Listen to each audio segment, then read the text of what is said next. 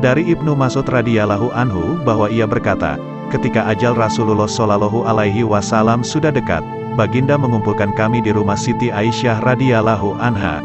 Kemudian Baginda memandang kami sambil berlinangan air matanya, lalu bersabda, "Marhaban bikum, semoga Allah memanjangkan umur kamu semua. Semoga Allah menyayangi, menolong dan memberikan petunjuk kepada kamu. Aku berwasiat kepada kamu, agar bertakwa kepada Allah. Sesungguhnya aku adalah sebagai pemberi peringatan untuk kamu. Janganlah kamu berlaku sombong terhadap Allah.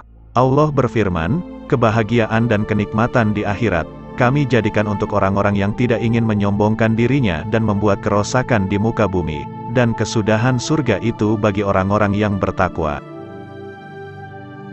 Kemudian kami bertanya, "Kapankah ajal Baginda ya Rasulullah?" Baginda menjawab, "Ajalku telah hampir, dan akan pindah ke hadrat Allah, ke Sidratul Muntaha dan ke Jannatul Ma'wa serta ke Arsyil A'la." Kami bertanya lagi, "Siapakah yang akan memandikan Baginda ya Rasulullah?" Rasulullah menjawab, "Salah seorang ahli bait." Kami bertanya, "Bagaimana nanti kami mengafani Baginda ya Rasulullah?" Baginda menjawab, "Dengan bajuku ini atau pakaian Yamaniyah." Kami bertanya, "Siapakah yang mensolatkan Baginda di antara kami?" Kami menangis dan Rasulullah pun turut menangis. Kemudian Baginda bersabda, "Tenanglah, semoga Allah mengampuni kamu semua. Apabila kamu semua telah memandikan dan mengafaniku, maka letakkanlah aku di atas tempat tidurku, di dalam rumahku ini, di tepi liang kuburku, kemudian keluarlah kamu semua dari sisiku. Maka yang pertama-tama mensolatkan aku adalah sahabatku Jibril, kemudian Mikail, kemudian Israfil, kemudian malaikat Israel, malaikat maut, beserta bala tenteranya. Kemudian masuklah Anda dengan sebaik-baiknya, dan hendaklah yang mula solat adalah kaum lelaki dari pihak keluargaku, kemudian yang wanita-wanitanya, dan kemudian kamu semua." Semenjak hari itulah Rasulullah bertambah sakitnya, yang ditanggungnya selama 18 hari, setiap hari ramai yang mengunjungi Baginda, sampailah datangnya hari Senin, di saat Baginda menghembus nafas yang terakhir, sehari menjelang Baginda wafat yaitu pada hari Ahad. Penyakit Baginda semakin bertambah serius. Pada hari itu, setelah Bilal bin Rabah selesai mengumandangkan azannya, ia berdiri di depan pintu rumah Rasulullah, kemudian memberi salam, "Assalamualaikum ya Rasulullah." Kemudian ia berkata lagi, "As-sholah yarhamukallah." Fatimah menjawab, "Rasulullah dalam keadaan sakit." Maka kembalilah Bilal ke dalam masjid. Ketika bumi terang disinai matahari siang, Bilal datang lagi ke tempat Rasulullah, lalu ia berkata seperti perkataan yang tadi. Kemudian Rasulullah memanggilnya dan menyuruh ia masuk. Setelah Bilal bin Rabah masuk, Rasulullah bersabda, "Saya sekarang dalam keadaan sakit. Wahai Bilal, kamu perintahkan saja agar Abu Bakar menjadi imam dalam sholat." Maka keluarlah Bilal sambil meletakkan tangan di atas kepalanya sambil berkata, "Aduhai, alangkah baiknya bila aku tidak dilahirkan ibuku." Kemudian ia memasuki masjid dan berkata kepada Abu Bakar, agar beliau menjadi imam dalam sholat tersebut. Ketika Abu Bakar melihat ke tempat Rasulullah yang kosong, sebagai seorang lelaki yang lemah lembut, ia tidak dapat menahan perasaannya lagi. Lalu ia menjerit dan akhirnya ia pingsan. Orang-orang yang berada di dalam masjid menjadi ribut sehingga terdengar oleh Rasulullah. Baginda bertanya, "Wahai Fatimah, suara apakah yang ribut itu?" Fatimah menjawab, "Orang-orang menjadi ribut dan bingung karena Rasulullah tidak ada bersama mereka." Kemudian Rasulullah memanggil Ali bin Abi Thalib dan Ibnu Abbas, sambil dibimbing oleh mereka berdua. Maka Baginda berjalan menuju ke masjid. Baginda sholat 2 rakaat.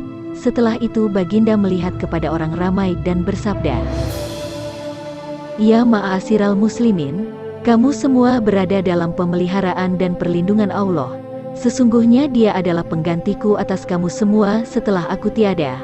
Aku berwasiat kepada kamu semua agar bertakwa kepada Allah, karena aku akan meninggalkan dunia yang fana ini. Hari ini adalah hari pertamaku memasuki alam akhirat, dan sebagai hari terakhirku berada di alam dunia ini."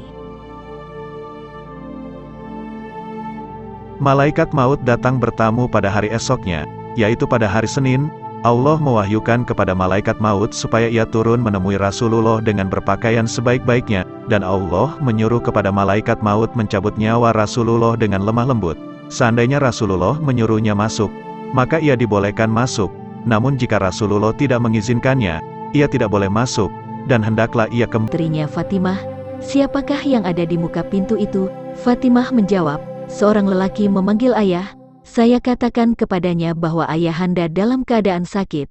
Kemudian ia memanggil sekali lagi dengan suara yang menggetarkan sukma. Rasulullah bersabda, tahukah kamu siapakah dia? Fatimah menjawab, tidak, wahai baginda. Lalu Rasulullah menjelaskan, wahai Fatimah, ia adalah pengusir kelazatan, pemutus keinginan, pemisah jemaah dan yang meramaikan kubur. Baru saja malaikat maut selesai bicara, tiba-tiba Jibril datang kemudian duduk di samping Rasulullah. Maka bersabdalah Rasulullah, wahai Jibril, tidakkah engkau mengetahui bahwa ajalku telah dekat? Jibril menjawab, ya, wahai kekasih Allah. Seterusnya Rasulullah bersabda, beritahu kepadaku wahai Jibril, apakah yang telah disediakan Allah untukku di sisinya? Jibril pun menjawab, bahwa pintu-pintu langit telah dibuka, sedangkan malaikat-malaikat telah berbaris untuk menyambut rohmu. Baginda bersabda, segala puji dan syukur bagi Tuhanku. Wahai Jibril, apalagi yang telah disediakan Allah untukku? Jibril menjawab lagi, bahwa pintu-pintu surga telah dibuka, dan bidadari-bidadari telah berhias, sungai-sungai telah mengalir, dan buah-buahnya telah ranum. Semuanya menanti kedatangan rohmu. Baginda bersabda lagi, segala puji dan syukur untuk Tuhanku. Beritahu lagi wahai Jibril, apalagi yang disediakan Allah untukku? Jibril menjawab, aku memberikan berita gembira untuk Tuhan. Tuhanlah yang pertama-tama diizinkan sebagai pemberi syafaat pada hari kiamat nanti.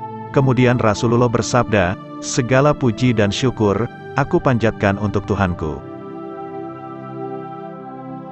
Wahai Jibril, beritahu kepadaku lagi tentang kabar yang menggembirakan aku. Jibril bertanya, wahai kekasih Allah, apa sebenarnya yang ingin Tuhan tanyakan? Rasulullah menjawab, tentang kegelisahanku. Apakah yang akan diperoleh oleh orang-orang yang membaca Al-Quran sesudahku? Apakah yang akan diperoleh orang-orang yang berpuasa pada bulan Ramadan sesudahku? Apakah yang akan diperoleh orang-orang yang berziarah ke Baitul Haram sesudahku? Jibril menjawab, saya membawa kabar gembira untuk baginda.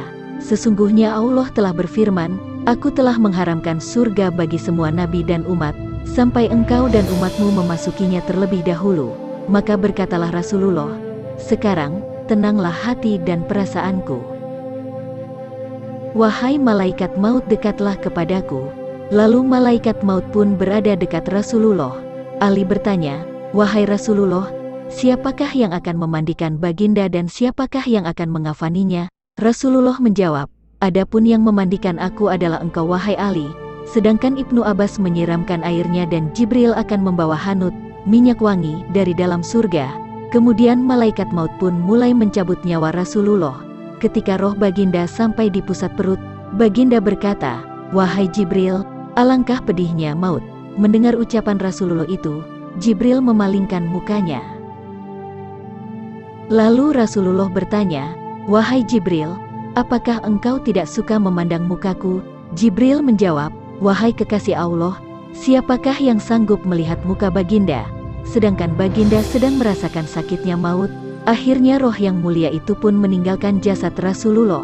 Sahabat Anas berkata, ketika aku melalui depan pintu rumah Aisyah, aku dengar ia sedang menangis, sambil mengatakan, wahai orang-orang yang tidak pernah memakai sutra, wahai orang-orang yang keluar dari dunia dengan perut yang tidak pernah kenyang dari gandum, wahai orang yang telah memilih tikar dari singgasana, wahai orang yang jarang tidur di waktu malam karena takut neraka sair. Sahabat-sahabat yang budiman, itulah detik-detik Rasulullah dijemput ajalnya ke hadirat Allah Azza wa Jalla. Semoga kita diakui menjadi umatnya dan mendapatkan syafaatnya. Amin ya Rabbal Alamin.